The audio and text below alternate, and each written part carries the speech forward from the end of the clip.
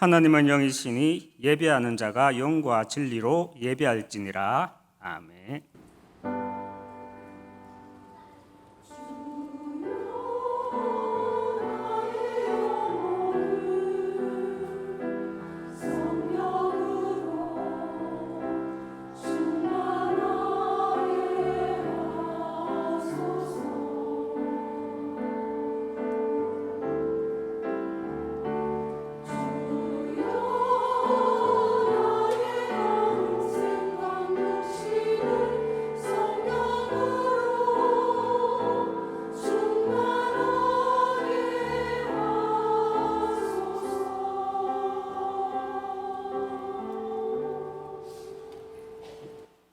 전능하사 천지를 만드신 하나님 아버지를 내가 믿사오며 그 외아들 우리 주 예수 그리스도를 믿사오니 이는 성령으로 잉태하사 동정녀 마리아에게 낳으시고 본디오 빌라도에게 고난을 받으사 십자가에 못 박혀 죽으시고 장사한 지 사흘 만에 죽은 자 가운데서 다시 살아나시며 하늘에 오르사 전능하신 하나님 우편한 자 계시다가 저리로서 산자와 죽은 자를 심판하러 오시리라.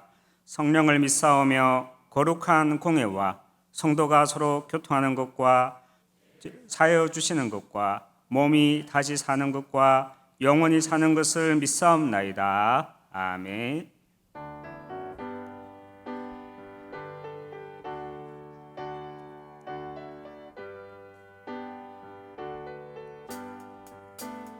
세상을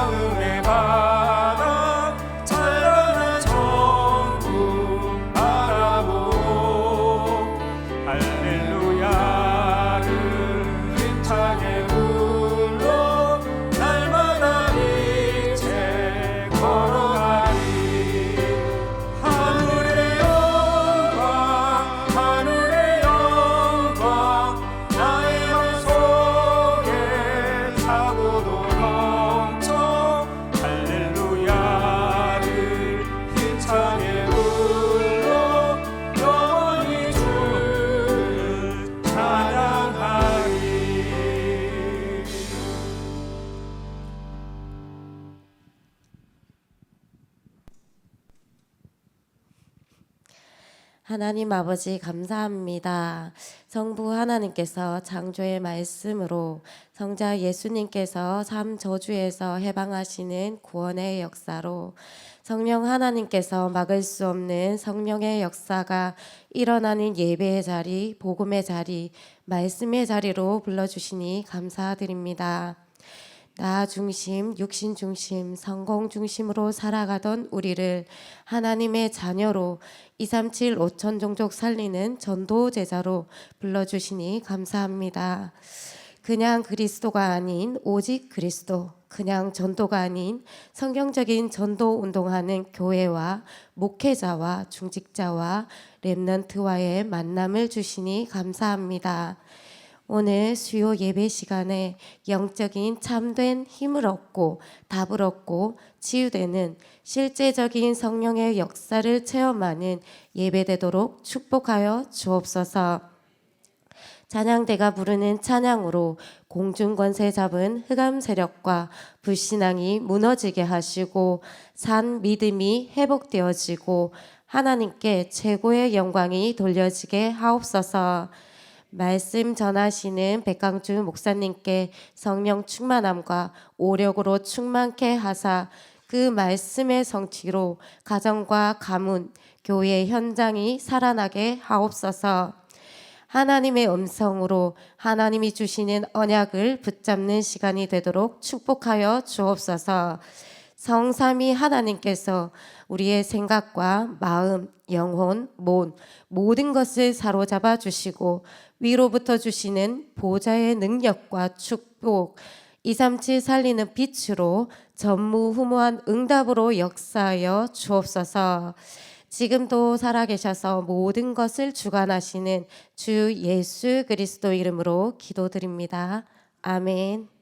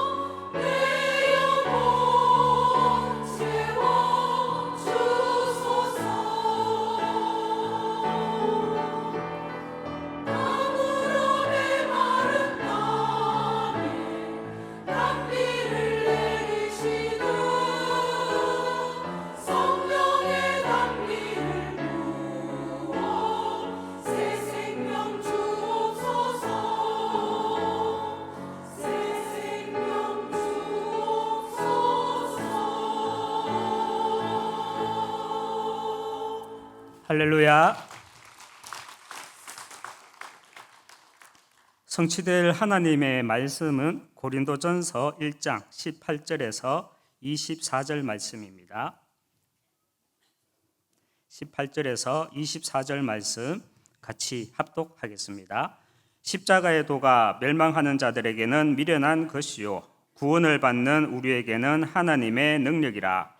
기록된 바 내가 지혜 있는 자들의 지혜를 멸하고 청명한 자들의 청명을 폐하리라 하였으니 지혜 있는 자가 어디 있느냐? 선비가 어디 있느냐? 이 세대의 변론가가 어디 있느냐? 하나님께서 이 세상의 지혜를 미련하게 하신 것이 아니냐? 하나님의 지혜에 있어서는 이 세상이 자기 지혜로 하나님을 알지 못하므로 하나님께서 전도에 미련한 것으로 믿는 자들을 구원하시기를 기뻐하셨도다. 유대인은 표적을 구하고 헬라인은 지혜를 찾으나 우리는 십자가에 못 박힌 그리스도를 전하니 유대인에게는 거리끼는 것이요 이방인에게는 미련한 것이로되 오직 부르심을 받은 자들에게는 유대인이나 헬라인이나 그리스도는 하나님의 능력이요 하나님의 지혜니라. 아멘. 할렐루야. 먼저 짧은 영상 하나 보도록 하겠습니다.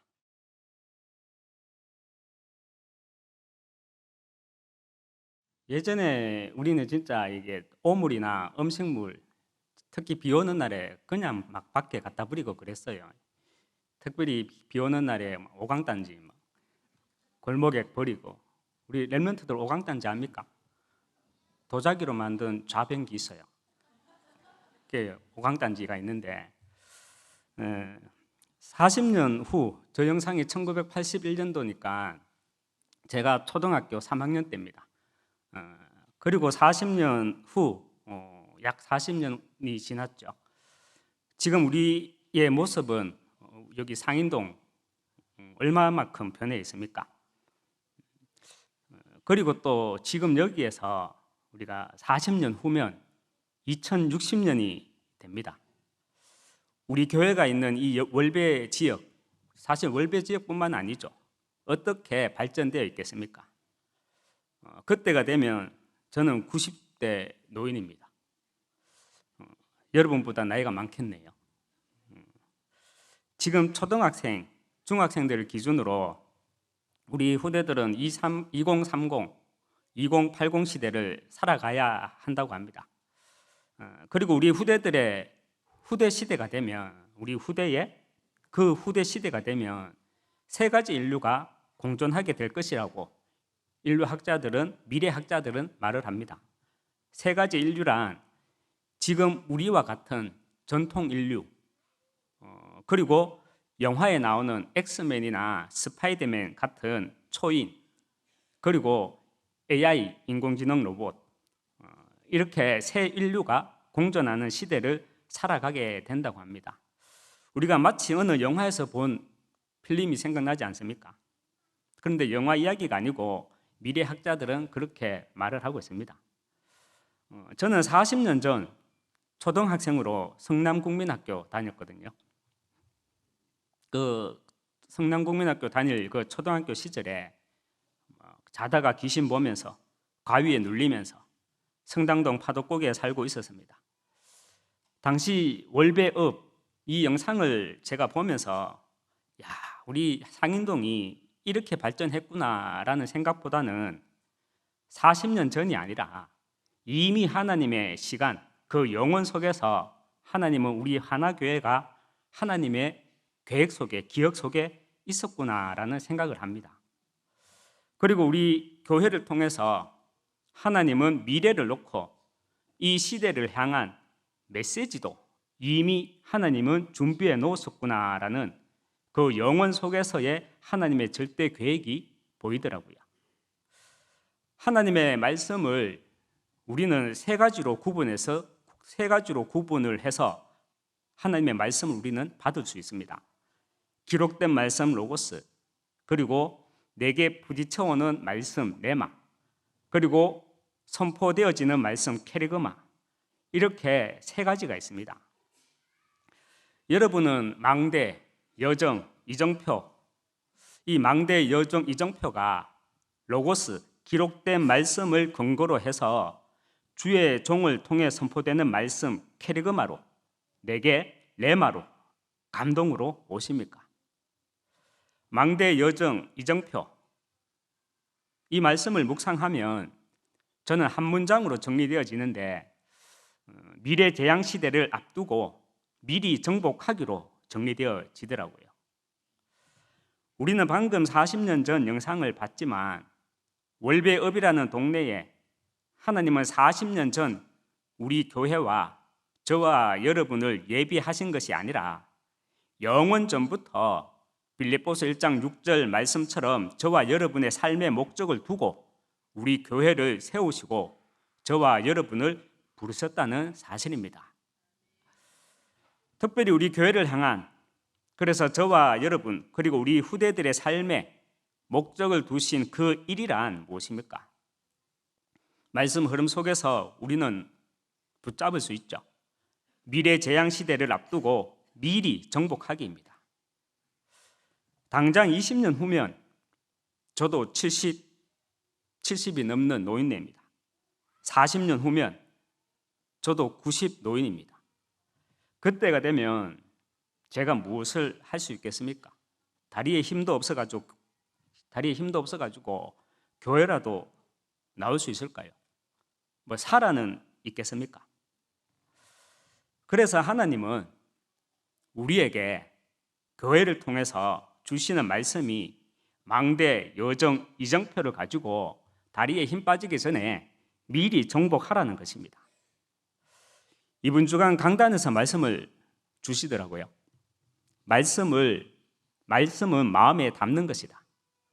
말씀을 마음에 담고 있으면 성령 하나님이 그 말씀을 반드시 성취시켜 나가신다라고 말씀을 저는 받았습니다.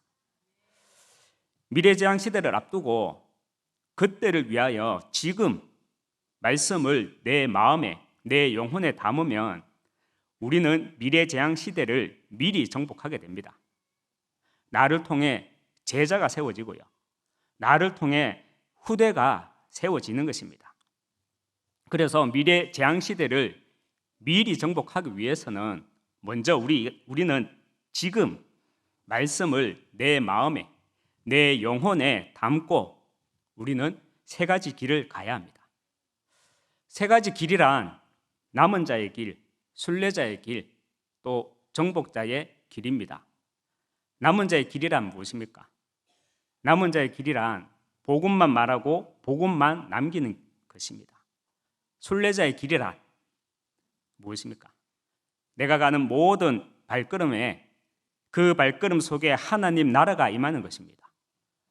복음만 말하고 복음만 남기는 그 발걸음에 하나님 나라가 임하고요. 그래서 하나님 나라의 일이 시작되기 시작하는데 그 하나님 나라의 일이란 흑암이 무너지는 것입니다. 이것이 정복자의 길입니다. 그래서 첫 번째로 남은 자의 길을 가기 위해 우리는 먼저 하나님의 말씀, 복음이 내게 정리되어 있어야 합니다. 여러분은 복음이 내게 정리되어 있으십니까? 우리 후대들은, 렘넌트들은 내게 복음이 정리되어 있으십니까? 성경에서 말하는 믿음이 여러분 어떻게 정리되어 있습니까? 믿음이란 무엇입니까? 절에 다니는 사람들도요, 무신론자들도 나름 믿음을 가지고 있습니다. 그렇다면 성경에서 말하는 믿음은 무엇이고 성경에서 말하는 믿음은 어떻게 자라납니까? 로마서 10장 17절에 믿음은 들음에서 나고 들음은 그리스도의 말씀으로 말미암느니라 말씀을 합니다. 우리의 믿음은 그리스도이시고요. 그리스도의 말씀을 들음으로 우리의 믿음이 자라난다 말씀하고 있습니다. 그렇다면 그리스도의 말씀이란 무엇입니까? 그리스도의 말씀이란 요한 1서 3장 8절에서 잘 말씀하고 있습니다. 죄를 짓는 자마다 마귀에게 속하나니 마귀는 처음부터 범죄함이라. 하나님의 아들이 나타나신 것은 마귀의 일을 멸하려 하심이니라 말씀을 합니다.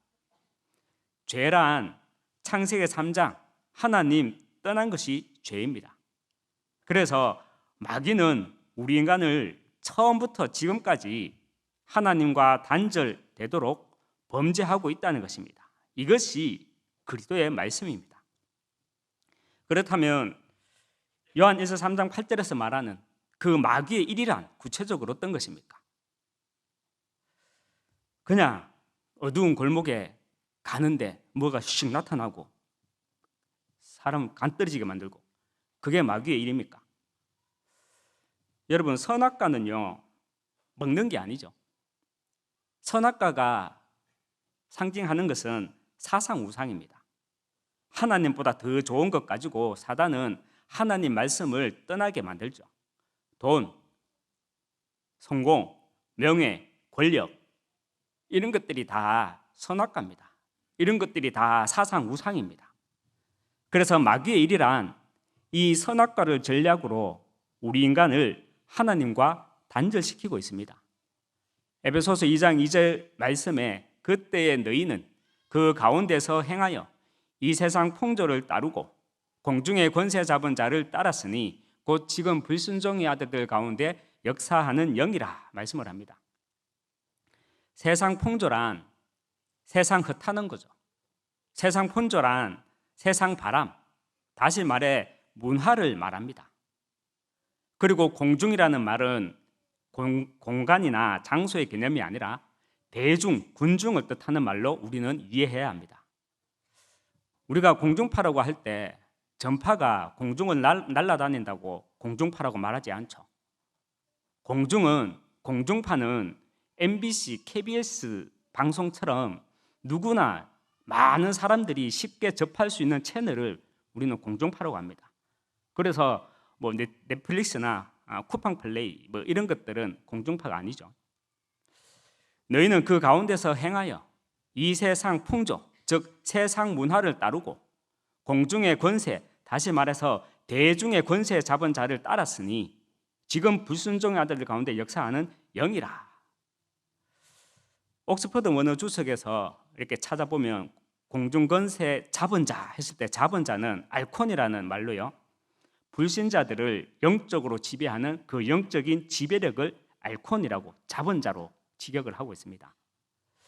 이렇게 마귀는요 시커먼 데서 갑자기 팍 나타나가지고 사람 겁나게 놀라게 하는 게 아니라 미디어의 내용물과 수준 높게 다양한 콘텐츠 문화를 통해서 우리 인간에게 처음부터 잘못된 3611이라는 선입견을 집어넣고 불신자의 의식 세계를 주관하고 있으며, 그래서 고린도 후서 11장 14절에서는 광명의 천사로 가장하여 인간과 하나님 사이를 단절시키고 있다라고 말씀하고 있는 것입니다. 성경은 예언의 말씀이고요, 성경은 기록된 역사만이 아니라 반드시 반복되는 흐름의 역사입니다. 우리가 성경 말씀 가운데 그냥 족보 이야기로만 보고 대충 넘기면 안 되는 말씀이 창세기 4장 20절에서 22절 말씀입니다. 야발, 유발, 두발, 가인이 나오죠.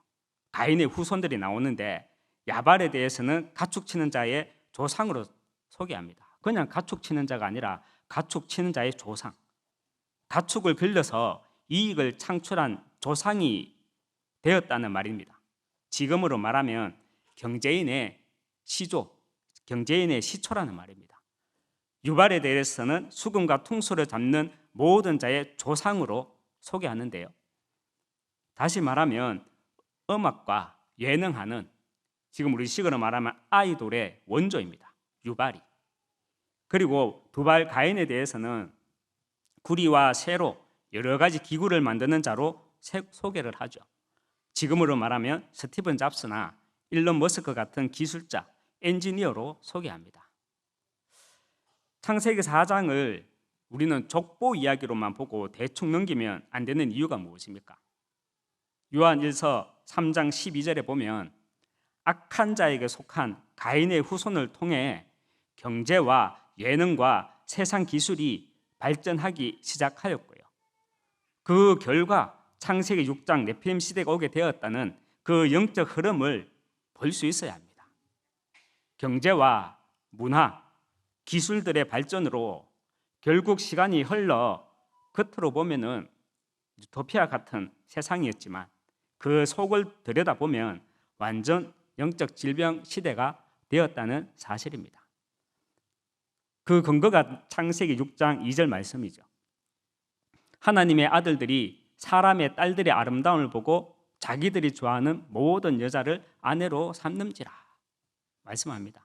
3절에는 여호와께서 이르시되 나의 영이 영원히 사람과 함께 하지 아니하리니 이는 그들이 육신이 됨이라 하나님과 단절되었다는 말이죠.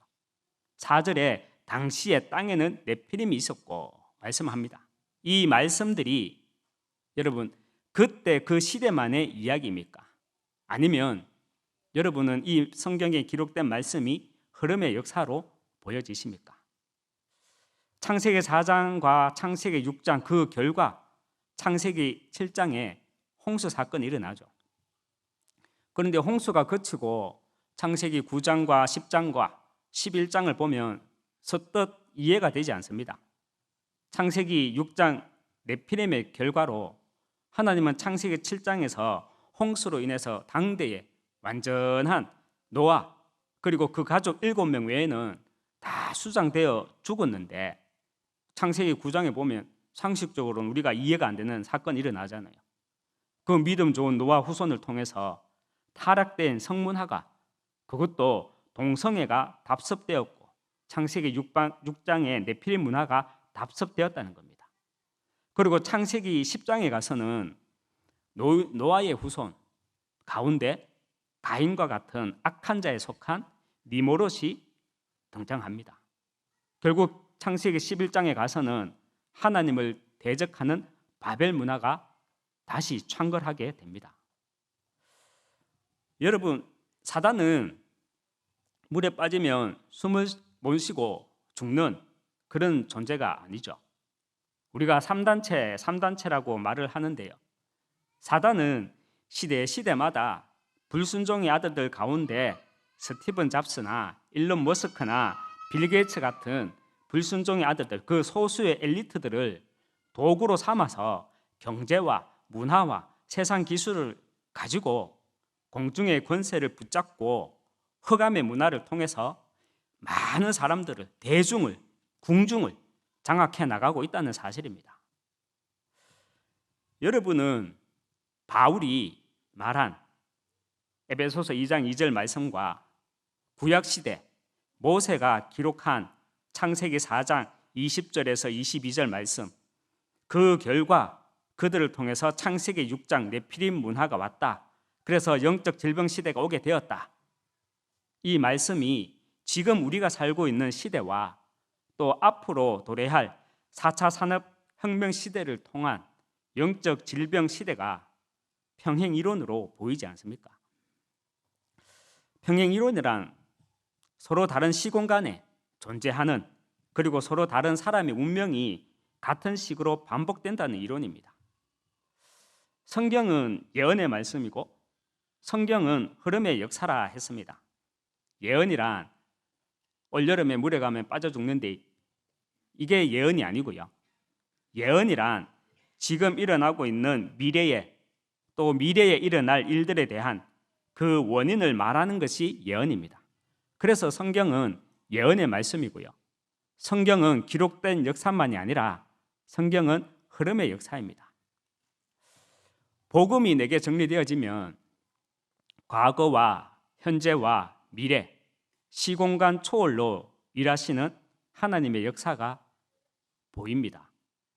그래서 먼저는요, 내가 남은 자의 길을 가기 위해 내게 복음이 정리되어야 7대 망대가 성경에 기록된 말씀 로고스로 성령님의 도우심으로 내게 부딪혀오는 레마로 이 시대 우리 교회와 나와 우리 후대를 향한 선포되는 캐리그마로 말씀을 받게 됩니다. 우리는 미래 재앙 시대를 미리 정복하기 위해 지금 말씀을 내 마음에 내 영혼에 담고 세 가지 길을 가야 하는데 그 두 번째 길은 순례자의 길입니다. 순례자의 길은 내가 가는 모든 발걸음에 하나님의 나라가 임하는 것입니다. 내가 가는 모든 발걸음 속에 하나님 나라가 임하는 순례자의 길을 가기 위해 우리는 하나님의 소원이 무엇인지 알아야 합니다. 하나님의 소원이 무엇인지 알기 위해서는 반드시 우리가 묵상되어야 하는 말씀이 창세기 2장 4절입니다. 이때 7대 여정이 기록된 말씀 로고스로 성령님의 도우심으로 내게 부딪히는 레마로 이 시대 우리 교회와 나와 우리 후대를 향해 선포되는 캐리그마로 말씀을 받게 됩니다. 우리나라도 그렇지만 특히나 미국에서는 나사에서 우주 비밀을 풀기 위해 막대한 예산을 쏟아붓습니다. 수십 년째. 그 결과 그동안 우주 관측의 비밀을 연구한 결과를 한마디로 말하면 뭔지 아십니까? 우주는 겁나게 크다. 우주는 관측 불가한 만큼 크다. 한 문장으로 수백억을 수십조를 투자했지만 우리가 말할 수 있는 것은 고작 그 정도입니다. 요한복음 21장 25절에 보면 예수께서 행하신 일이 이 외에도 많으니 만일 낱낱이 기록된다면 이 세상이라도 이 기록된 책을 두기에 부족할 줄 아노라 말씀합니다. 창세기 1장에서 태초에 하나님이 천지를 창조하시니라.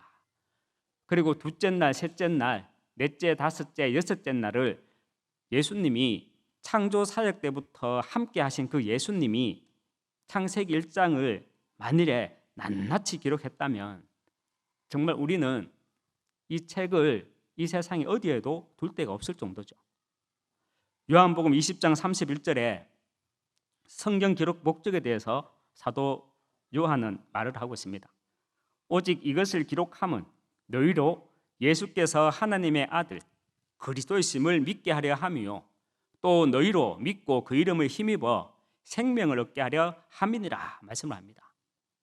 성경은 우주 창조에 대한 어떤 물질 세계에 대한 이야기를 하는 것이 아니라 성경은 선포합니다. 내가 이 우주 만물을 창조했다. 창세기 1장에서 선포하고 난 뒤 그 다음 장부터는 성경은 구원에 관한 이야기만 하고 있는 것입니다. 창세기 2장 4절에 이것이 천지가 창조될 때에 하늘과 땅의 내력이니 여호와 하나님이 땅과 하늘을 만드시던 날에 말씀을 합니다. 창세기 1장에는 첫째 날, 둘째 날, 셋째 날, 여섯째 날, 일곱째 날까지 그냥 하나님이라고 자신을 소개합니다. 그런데 6일간의 창조 역사를 마치고 창세기 2장부터는 자신을 여호와 하나님으로 소개합니다. 여호와라는 뜻은 나 스스로 있는 자라는 뜻이지만 특별히 하나님은 구원과 언약에 대한 자신의 의지를 나타낼 때 여호와 하나님으로 자신을 소개합니다. 여호와 하나님이라고 말씀하고 난 뒤에 땅과 하늘을 만드시던 날에라고 말씀을 하는데요. 창세기 1장에서는 하늘과 땅, 천지 그랬다가 창세기 2장부터는 이제 땅과 하늘이라고 기록되어져 있는데요.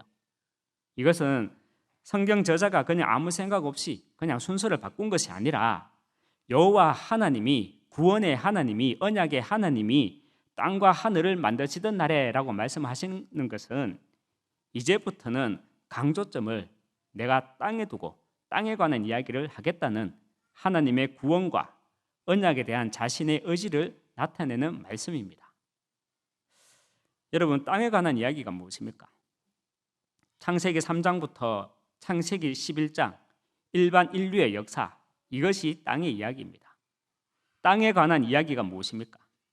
하나님의 소원이 땅에 관한 이야기입니다. 내가 정말 땅에 관한 이야기를 아는 순례자라면 우리는 넘어서야 할 세 부류의 사람이 있습니다.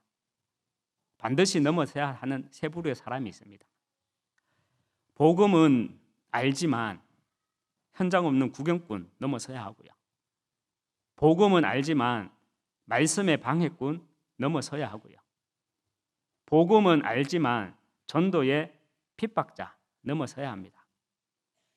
그래서 순례자의 길을 가기 위해 매일 내 영혼 속에 각인시켜야 하는 말씀이 7대 여정입니다.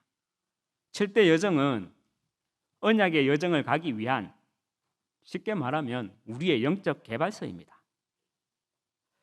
우리는 미래재앙 시대를 미리 정복하기 위해 지금 말씀을 내 마음에, 내 영혼에 담고 세 가지의 그 길을 가야 하는데, 세 번째로 정복자의 길입니다.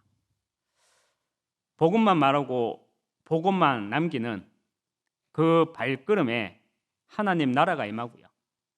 하나님의 나라의 일이 시작되는데 그 하나님의 나라의 일이란 흑암이 무너지는 것입니다. 이것이 정복자의 길입니다. 예전에 교회 단체에서 사찰 같은 곳에 가서 귀신 밟기를 하였죠. 그런데 정복자의 길이란 이런 귀신 밟기와는 다른 차원이죠. 우리가 보통 현장이라고 말을 할 때 어떤 의미를 두고 현장이라고 말을 합니까? 하나님과 단절된 결과 12가지 인생 문제에 잡힌 세상과 인생을 보고 우리는 현장이라고 말을 합니다. 그렇다면 우리가 현장성이라고 말할 때 현장성이란 무엇입니까? 현장성이란 현장에서 느껴지는 성질을 말하죠. 그래서 우리는 현장을 놓치면 복음은 다 이론이 되고요. 현장을 놓치면 심지어는 다 탁상 행정이 되는 것입니다. 얼마 전 잠시 병원에 입원하신 장로님 면회를 가셨는데요. 장로님 앞에서 갑자기 이런 말이 나오더라고요. 장로님 세대가 현장에서 전도하는 처음이자 마지막 세대가 될 것 같습니다. 이런 말이 나오더라고요.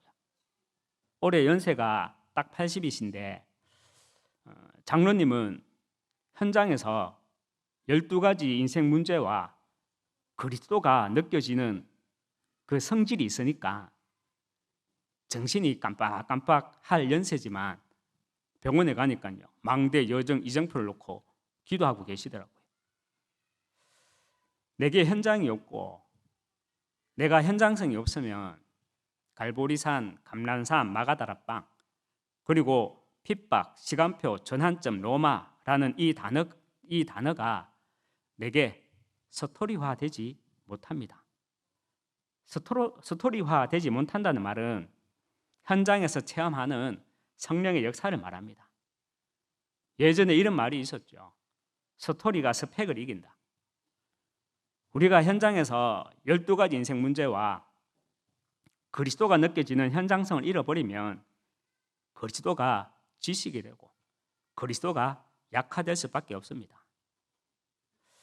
오늘 본문 고린도전서 1장 18절 말씀을 보면요, 십자가의 도가 멸망하는 자들에게는 미련한 것이요 구원을 받는 우리에게는 하나님의 능력이라.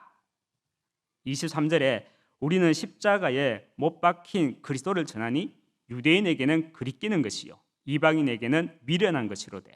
24절에 오직 부르심을 받은 자들에게는 유대인이나 헬라인이나 그리스도는 하나님의 능력이요 하나님의 지혜니라 말씀을 합니다. 특별히 23절에 보면 우리는 십자가에 못 박힌 그리스도를 전하니 유대인들에게는 그리끼는 것이요. 여기에서 그리낀다는 말은요, 걸림돌이라는 말입니다. 걸려 넘어진다는 말입니다. 유대인들은 구약의 율법에 정통한 자들이었지만 하나님의 말씀이 오실 메시아로, 복음으로 정리되지 못하고 땅의 이야기를 통한 하나님의 소원을 보지 못하고 그들의 신앙에 현장성이 없으니까 십자가의 복음, 예수가 복음이 도리어 그들의 신앙에 걸림돌이 되는 거예요. 그래서 십자가의 복음이 도리어 저 유대인들에게는 걸림돌이 되고 있다라고 바울은 고린도전서 1장 23절에서 말을 하는 것입니다. 우리 또한 복음이 내게 정리되지 못하면요, 7대 망대는 이상한 얘기가 됩니다. 특히 공중건설, 우주시대, 유니버스 시대. 어느 분이 이렇게 말하더라고요. 우주시대, 유니버스 시대. 왜 우리 후대들한테 뉴에이지 사상을 심어주느냐. 목에 핏대를 올려가지고 얘기하시더라고요. 뭐 제가 참 말씀은 못하겠지만 많이 답답하더라고요. 여러분, 에베소서 2장 2절 말씀 그 한 문장만 가지고도 복음으로 해석해 보면 왜 7대 망대 기도 가운데 우주시대, 유니버스 시대라고 말씀하는지 우리는 알 수 있습니다. 앞으로 4차 산업혁명 시대가 되면 각종 미디어와 흑암의 문화에 빠져서 영적 질병 시대가 오게 됩니다. 우리 또한 유대인들처럼요, 복음이 내게 정리되지 못하고 하나님의 소원이 나의 소원이 되지 못하고 내 신앙이 현장성을 잃어버리게 되면 우리는 사실 내가 있는 업에서, 내가 있는 지역에서 신앙생활을 해야 되거든요. 근데 우리가 어떻습니까? 사실 교회 안에서만 신앙생활 하잖아요. 우리 또한 복음이 내게 정리되지 못하고 하나님의 소원이 나의 소원이 되지 못하고 내 신앙이 현장성을 잃어버리면 미래 재앙 시대를 앞두고 미리 정복하기 위해 망대 여정 이정표라는 이 메시지가 기록된 말씀 로고스로 성령님의 도우심으로 내게 부딪히는 레마로 이 시대에 우리 교회와 나와 우리 후대들을 향해 선포되는 캐리그마로 말씀을 받지 못하고 도리어 내게 거리끼는 777 때문에 도리어 걸려 넘어지게 됩니다. 실제 제 주변에 보니까 망대 여정 이정표 때문에 걸려 넘어지는 성도들도 사실 있더라고요. 먼저 복음이 내게 정리되어야 7대 망대를 가지고 우리는 남은 자의 길을 갈 수 있습니다. 땅의 이야기를 알아야 하나님의 소원이 나의 소원이 되는 가운데 7대 여정을 가지고 순례자의 길을 갈 수 있습니다. 현장에서 역사하는 성령의 역사, 그 현장성을 내가 가지고 있어야 7대 이정표를 가지고 정복자의 길을 갈 수 있습니다. 내가 현장에 있어야 왕을 만나든지 왕비를 만나든지 할 거 아닙니까? 말씀을 맺도록 하겠습니다. 우리 교회는 전도 목회를 하는 교회로 하나님이 세우셨습니다. 그래서 담임 목사님, 또 우리 부교역자, 또 우리 중직자, 또 여러 성도님들을 한 지체로 팀으로 부르셨습니다. 지난 월요일 날 다락방으로 이제 두 번째 만남을 가진 분이 제게 이렇게 말씀을 하셔요. 목사님, 제게 혹시 전도하러 오시는 겁니까? 예, 전도하러 옵니다. 그런데 전도는요, 교회 가자고 하는 것이 아니고요, 그리스도의 복음을 전하는 것이 전도입니다 라고 말씀을 전해 주었습니다.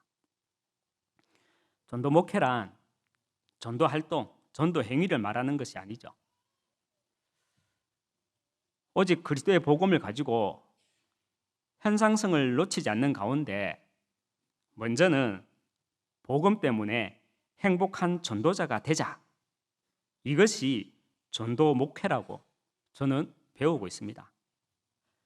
그래서 먼저는 내가 하나님의 일에 행복한 전도자로 인도받으려면 현장성을 놓치지 않기 위해서 불신 현장을 새로 밟는 가운데 또 불신 전도를 통해서 7대 이정표에 관한 응답을 우리는 누려나갈 수 있어야 합니다.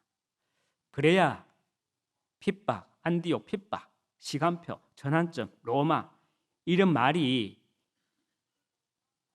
현장에서 내가 인도받아야 이 말씀이구나 라고 우리는 이해가 되지요. 교회 안에서 신앙생활 하는 게 아니라 우리는 교회 밖에서 신앙생활을 해야 됩니다. 21절에 하나님의 지혜에 있어서는 이 세상이 자기 지혜로 하나님을 알지 못하므로 하나님께서 전도에 미련한 것으로 믿는 자들을 구원하시기를 기뻐하셨도다. 이 일을 위해 하나님은 월배업에 영원 전부터 우리 교회와 나를 부르심을 알고 유대인들처럼 혹이나 선민사상과 율법에 가리어져 복음을 보지 못하고 그런 일이 없기를 바랍니다. 오직 그리스도의 복음만 말함으로 내가 속한 모든 현장에 하나님 나라가 임하고 사단이 무릎 꿇는 망대, 여정, 이정표를 가지고 세 가지 길을 가는 나와 우리 후대 되시길 주님의 이름으로 축원합니다. 기도하겠습니다. 하나님 아버지, 먼저 복음이 내게 정리되게 하여 주셔서 선포되어지는 말씀 7대 망대가 내 마음에 담겨 누리는 가운데 남은 자의 길을 갈 수 있게 하여 주시고 땅의 이야기를 알므로 하나님의 소원이 나의 소원이 되는 가운데 내가 7대 여정을 가지고 순례자의 길을 갈 수 있게 하시고 현장에 역사하는 그 성령의 역사, 그 현장성을 가지고 내가 7대 이정표의 응답을 누림으로 정복자의 길을 갈 수 있도록 하나님 축복해 주시고 우리의 모든 발걸음을 인도하여 주시옵소서. 예수 그리스도 이름으로 기도합니다. 아멘.